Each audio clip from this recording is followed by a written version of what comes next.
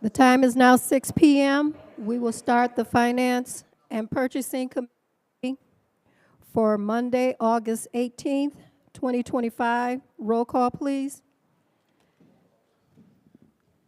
Alderman Newsom, Present. Florian, Present. Bolton, Present. Felix, Present. Martinez, We have a quorum. Item D, approval of the minutes. Can I get a motion to approve the minutes from July 21st, 2025? Motion. Motion Second. by Alderman Felix. I motion. Alderman Second. Bolton. Are there any questions to the motion? All those in favor? Aye. Aye. Opposed? Motion carried. Item E, is there any public comment regarding anything that's on the agenda for tonight? Finance and Purchasing Committee? Hearing none, we'll move on to new business. Item A, ordinance adopting an amendment to the annual budget and a supplemental appropriation ordinance for the fiscal year beginning May 1st, 2025. The city, the city has determined that it is necessary and appropriate to assign $400,000 from the city's projected cannabis tax revenues in the fiscal year beginning May 1st, 2025 to the Department of Community Block Grant, with such revenues replaced by an equal amended increase in the city's projected distribution from the state of Illinois' income tax distribution. Can I get a motion on the floor? I so move. Motion Second. by Alderman Bolton, second by Alderman Felix. Are there any questions to the motion? Alderman Florian. Thank you. So I do have a couple questions. I don't know if I should ask you or if Lorenzo should come up or.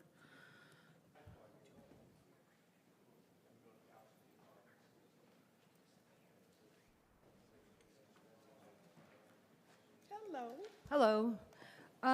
So there's how many houses that were chosen here? Well, we have several houses, but it just depends on, so what is going to be is, the cap is $50,000, the same $50,000 cap that we have on each home. And so one home might be $10,000, one home might be $20,000, one might be $30,000. So it just depends. We're not technically putting a certain number on how many. It's just however many we can do. Okay, because we were actually given a list at one point. So that list is not. That is the list. Of the 82, 83 people that you have, yeah, that's the list we're working from. Okay, and Yes. so are those the people that have been on the waiting list the longest? Those are the people who have been on the waiting list, period. So that's your entire waiting list? Okay, why does that seem like fewer homes than I was expecting? They should have given you a list of 82 or 83 people. And then they broke it down by wards, is what I understand, while I was away. Yeah, So, yeah. it's broken down by wards. Okay, and I certainly believe in CDBG and what they do and how much of an impact it makes. I have a house in my ward that was abandoned for 20 years, and it's now a Habitat home, and the transformation for that neighborhood has been amazing, and I know the work you guys do is very similar. But I have a couple problems with this proposal. So this is, first of all, it's cannabis money, which the Illinois law was passed for trying to make some amends for the racial inequity and social inequity of the drug laws. I don't see the connection between the cannabis money and this particular plan. I'm concerned because we've recently been told we have a couple of fairly large settlements facing us. I don't think that taking $400,000 out of our budget makes a lot of sense right now when we're potentially facing having to bond out money for these expenses we're facing. When we bond money, that means we're paying interest. So it's not just, if we have this $400,000 to put towards these settlements we're facing, it's not just 400,000, it's the 400,000 plus whatever interest we have to pay on it. It's kind of like the interest on your home, right? So it's gonna end up being more than 400,000. I just don't think in August of 2025 that this is the smartest move for us to make. If we have $400,000 extra,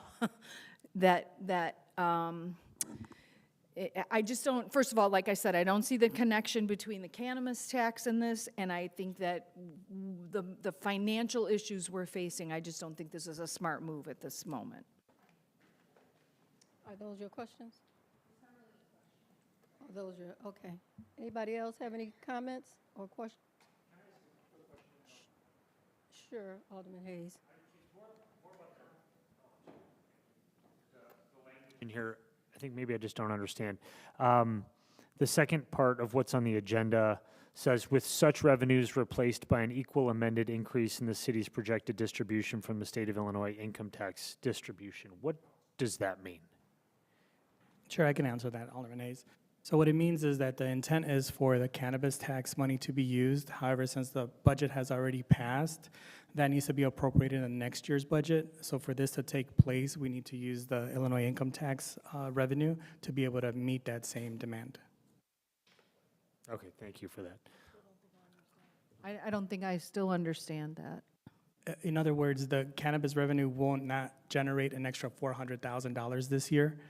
So in order to be able to meet this is the way to do it. Where next year you can say cannabis revenue is about $600,000. We're going to take $400,000 of that and continue to fund CDBG.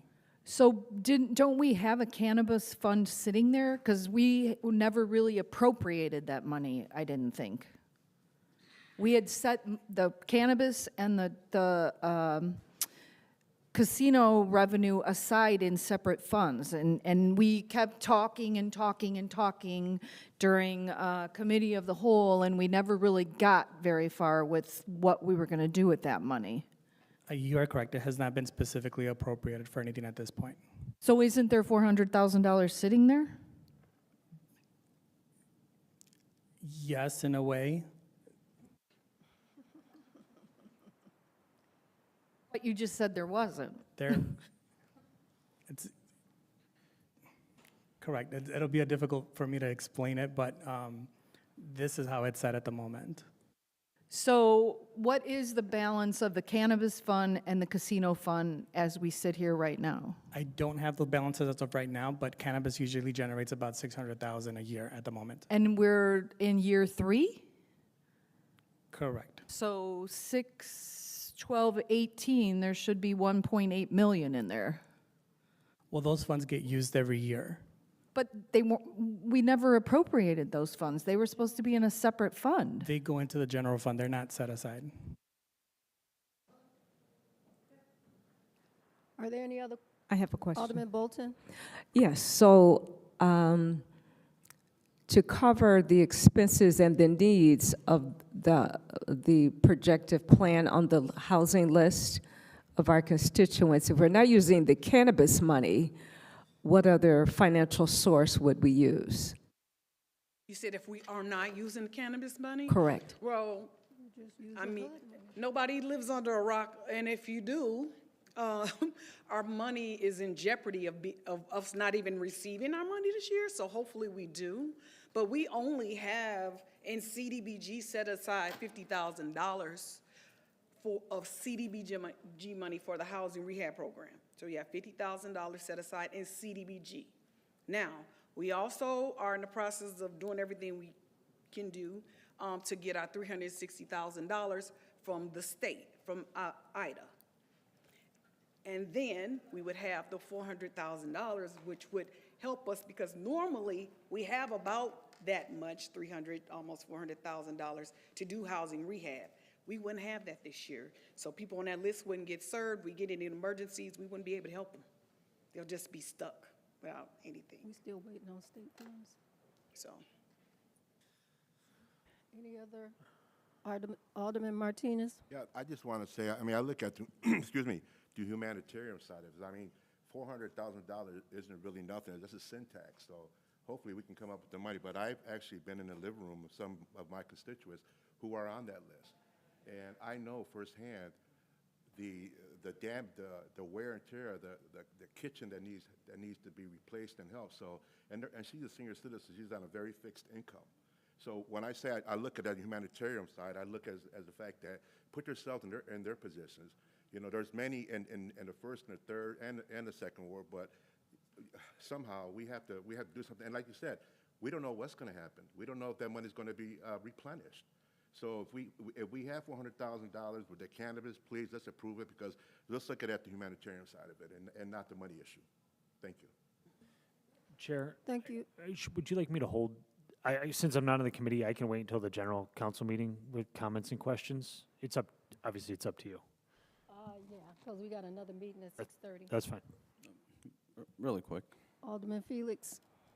As of we're seeing it right now, we're planning for just this year. Are we looking to hopefully do it next year? What is the goal? As far as I know, it's just this year. And hopefully we'll see the benefits of it. We'll see how it works, and we can do it next year. Okay. And it all depends on what every year kind of we're up in the air in terms of funds from the state right now, right? We're kind of we're unsure, right? It was funds from the state is unsure right now, you know. Right. And So the funds that we get from the state, we have 2 years to spend those funds. So this is our first time getting it. They're specific as well about what it is they can spend, you know, that they can use their money on. They want so many full rehabs, they want so many accessibility rehabs, and they want so many rehabs where you just do the roof. So, you know, they have specific requirements for them. CDBG is very, you know, very flexible. And then we have the city money that I want to be able to use for things that CDBG can't normally pay for. For example, I got a call from one of the aldermen about a tree. So if it's a catastrophic issue, the tree's going to, you know, fall on somebody's home, is going to damage, hurt somebody, kill somebody. Us being with city money, that's something that we may be able to address if identified by one alderman and or code enforcement. That's something that we could address. Now we have to tell people, you have to eat that. The city doesn't help with that. So, and if you ever had a tree cut down, you know how expensive it is. So that's an example of something that, and I'm working on policy. So the program is not going to start tomorrow, because I'm still, you know, just trying to get policy and make sure everything is okay. And 2, I just wanted to put out there why I have your attention right now, because we have been getting calls. We got a call today. Someone was upset because they said their alderman told them that they're senior and they have this free money, like they can fix our house. And we were explaining it's just not a senior program. It's an income-based program. So I just want to put that out there. It's not for seniors. So, because they're, yeah, so people, they, you know, get all, it's not for seniors. Anybody can get it if they income qualify and their home qualifies with other stipulations. So I just want to put that out there while I got everybody's attention regarding that. It's not for seniors, so. Not just for seniors. It's for anyone who qualifies and their home qualifies. thank you. Okay. Any other questions? Roll call, please. Alderman Newsom, Aye. Florian, No. Bolton, Aye. Felix, Aye. Martinez. Aye. Motion carried. Item B, a resolution authorizing and approving spending authority to procure professional services from Impact Networking LLC for a not-to-exceed amount of $45,858. Funding will be sourced from GL 100-1037-24801. Can I get a motion on the floor? So move. Second. Motion by Alderman Martinez, second by Alderman Bolton. Staff recommends the City Council to authorize the IT Department to purchase professional services from Impact to exceed $25,000, but not to exceed $45,858. Professional services are a defined exemption from the normal bidding procedure pursuant to Section 2-458, subsection I-4. Are there any questions? Roll call, please. Alderman Newsom, Aye. Florian, Aye. Bolton, Aye. Felix, Aye. Martinez. Aye. Motion carried. Item C, a resolution authorizing and approving spending authority to procure professional services from Microsystems, Inc. for a not-to-exceed amount of $60,000. Funding will be sourced from GL line 100-60772-4801. Can I get a motion on the floor? First. Second. Motion by Alderman Martinez, second by Alderman Florian. Staff recommends the City Council to authorize the IT Department to purchase professional services from Microsystems, Inc. to exceed $25,000, but not to exceed $60,000. Professional services are a defined exemption from the formal bidding procedure pursuant to Section 2-458, subsection I-4. Are there any questions to this motion? Roll call, please. Alderman Newsom, Aye. Alderman Florian, Aye. Bolton, Aye. Felix, Aye. Martinez. Aye.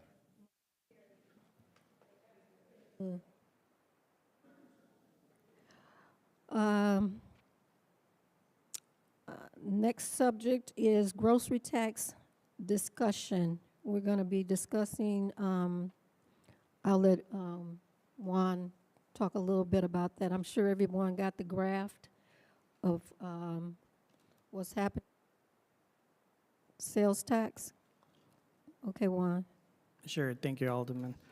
So the grocery tax in Illinois is going to be, it's going to be going away effective January 1st, 2026.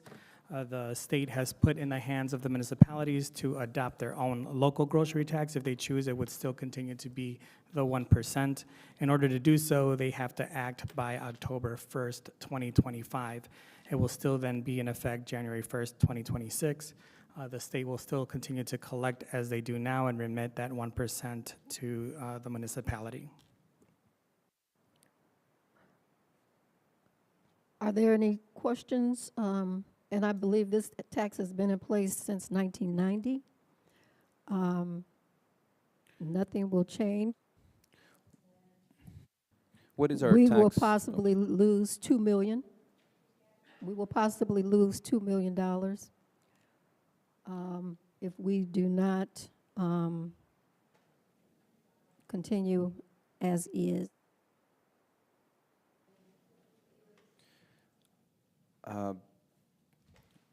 Finance Director, Juan, how much would this impact? Because we're currently, our budget is, current budget is based on these revenues. How would that affect if next year? So correct, as Alderman Newsom pointed out, it's about 1.88 million that we're currently collecting, you give or take, obviously, with each passing year. But that's how much, if you chose not to adopt this 1%, that it would have impact the budget. So about 2 million a year.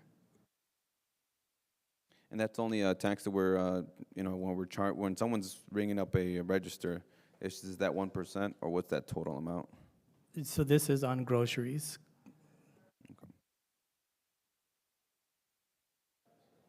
And it's 1%, and it's currently being collected now, so this would just be to continue to collect it at a municipal level now that the state will not be doing so. Alderman Bolton? Just out of curiosity, on the indication of the sheet here on number 6, you said services will be reduced. Which services would possibly be reduced?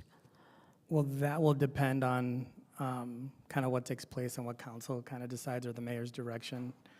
But it would be $2 million worth of services that will be impacted in some form or another across the different departments.